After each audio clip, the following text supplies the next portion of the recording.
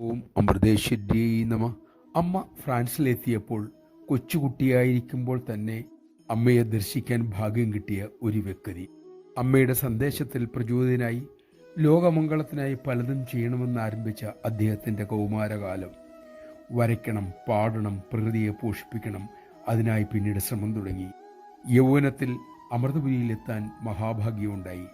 ഒരിക്കൽ അദ്ദേഹം അമ്മയോട് ചോദിച്ചു, അമ്മേ, എൻ്റെ ആഗ്രഹങ്ങൾ നടക്കുമോ? അമ്മ വാത്സല്യപൂർവ്വം അരുളി, മക്കളെ, നീ ഈ പുണ്യസങ്കേതത്തിൽ എത്തിക്കഴിഞ്ഞു. ഇനി ഇഷ്ടാനിഷ്ടങ്ങൾക്ക് അപ്പുറം പോകണം. കിട്ടുന്ന സമയം മുഴുവൻ സാധനയിൽ മുഴുകൂ. നമഃശിവായ. ഇഷ്ടാനിഷ്ടങ്ങൾ സദ്ഗുരു സന്നിധിയിൽ ചെല്ലും വരെ. അവിടെ എത്തിക്കഴിഞ്ഞാൽ ഗുരുവിൻ്റെ ഇഷ്ടമാകട്ടെ നമ്മുടെ ഇഷ്ടം. ഗുരുവിന് അനിഷ്ടമായതെല്ലാം നമുക്കും അനിഷ്ടമായി തീരട്ടെ. അതാണല്ലോ ശരണാഗതി.